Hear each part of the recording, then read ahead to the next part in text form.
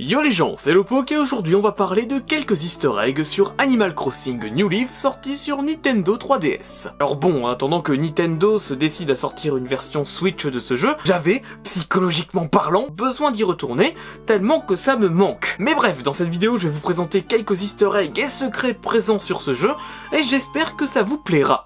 Bon, le premier petit clin d'œil qui apparaît au début de l'aventure, c'est lorsque vous êtes dans le train avec Charlie le chat qui vient vous taper la discute parce qu'il s'ennuie un petit peu. Ça se passe au tout début du jeu et peut-être même que vous vous en souvenez pas du tout. Dans la conversation où il vous demande plusieurs informations sur vous, à la toute fin, il lâche un petit « Oh, je n'avais pas autant voyagé en train depuis 2002 ». En fait, là, il fait référence à son apparition dans Animal Crossing version GameCube, sorti en 2002 en Amérique. Ensuite, dans nos versions françaises, il ne dit pas 2002, il dit 2004, tout simplement parce que chez nous, Animal Crossing sur GameCube n'est sorti que cette année-là. C'est assez logique en fait. Et pendant qu'on est en train de parler des différentes versions, tant qu'à faire, sachez que dans la version japonaise du jeu, Charlie, ou devrais-je dire Michiranu Neko, ne fait aucune référence à une ancienne version d'Animal Crossing, contrairement à ce qu'on a eu chez nous. Ici, il se contente de remercier le joueur pour la conversation en lui souhaitant bonne chance pour la suite. Bon, le premier jeu Animal Crossing au Japon était sorti sur Nintendo 64 en 2001, et je suppose que ça a un rapport avec ça. Peut-être que c'était trop vieux pour y faire une référence, je sais pas trop.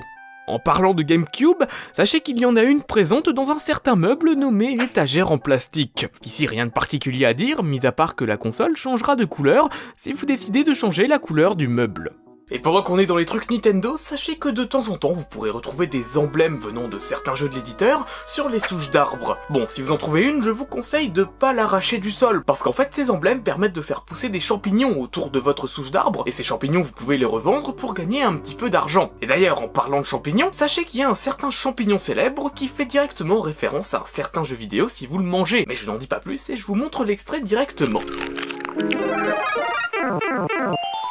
Maintenant, on va se rendre à un événement particulier, l'Insecto Safari, où il faut attraper des insectes spécifiques de la plus grosse taille possible. Bon, ici la personne qui gère le concours est un caméléon du nom de Jarod. En fait, ce Jarod, dans nos versions françaises, a quasiment le même nom qu'un certain Jarod dans une vieille série qui s'appelle le Caméléon. Chez nous, la comparaison s'arrête ici, mais par contre, sur les versions anglaises du titre, c'est un autre niveau. En fait, là-bas, il s'appelle Nat, et son comportement, notamment quand il lâche des smashing dans ses phrases, fait directement référence à un personnage dans le dessin animé La Famille de la Jungle, nommé Nigel Archibald Thornberry, et Nat, ce sont les initiales de ce nom-là. En plus, ce personnage est fan des animaux dans le dessin animé, ce qui prouve que c'est pas juste une coïncidence. Dans ce jeu, il y a énormément de personnages clés qui font référence à des choses dans la vraie vie. Il y en a vraiment beaucoup trop et je vais pas pouvoir les citer tous comme ça dans la vidéo. Mais par exemple, il y a Joe, la personne qui s'occupe du camping et qui fait directement référence à un certain Joe Cocker, un ex-chanteur de blues rock anglais. Et en fait, c'est vachement marrant parce que Joe, c'est un chien et en fait c'est un cocker, comme le nom du mec en fait. Et du coup, c'est vachement marrant. Dans ce jeu, il y a un personnage en particulier qui fait énormément de références à des jeux hors de la série des Animal Crossing. Et ce personnage n'est autre que Gulliver, la petite mouette qui vient s'échouer sur la plage. Quand vous le réveillez, son discours n'est pas toujours le même, et en fonction de ce qu'il vous dira, il fera des références à différents jeux. De temps en temps, quand vous le réveillez, dans les versions anglaises du jeu, il va se demander s'il est dans l'Oververt. L'Oververt, c'est où sont les personnages morts dans l'univers d'un certain Paper Mario, c'est le paradis de ce monde en gros. Par contre, en français, Gulliver se demande s'il est dans l'au-delà et non pas dans l'Oververt. Bien que l'au-delà soit la traduction française de l'Oververt dans Paper Mario, la référence est moins flagrante parce que dire l'au-delà, c'est pas forcément une référence à quelque chose, le nom est assez classique en soi.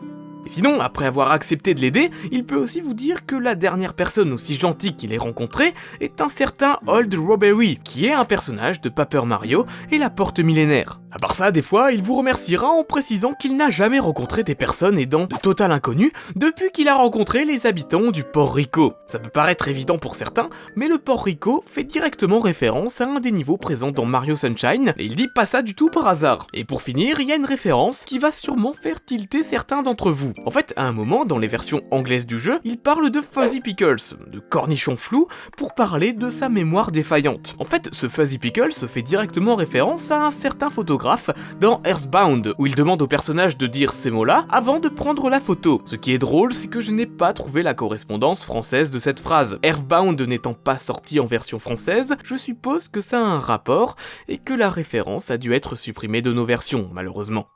Et pour conclure cette vidéo, comment ne pas mentionner un certain Albin qui vient s'occuper de l'événement de Pâques dans votre ville? Bon, en fait, le truc avec ce personnage-là, c'est qu'il a une fermeture éclair dans son dos. Et ça voudrait dire, en fait, que c'est quelqu'un qui est dedans et que ce n'est pas un vrai lapin. Et d'ailleurs, si vous arrivez dans le dos du personnage pour lui parler, il vous fera une petite réflexion à propos de ça. Bon, la vraie question ici, c'est de savoir qui est la personne qui est dans ce costume. Certaines personnes pensent que c'est Tortimer, l'ancien maire de la ville, parce que le nom anglais du lapin, c'est Zipper T. Bunny. Donc le T pourrait faire référence à Tortimer, mais on n'en sait pas plus. Ensuite, il y a certaines hypothèses qui expliqueraient que ça serait carrément Ciboulot, celui qui gère le club MDR. Bon, ensuite, moi je suis pas Didi Chandouidoui, et si vous voulez plus d'informations sur ces théories-là, je vous mets quelques liens en description.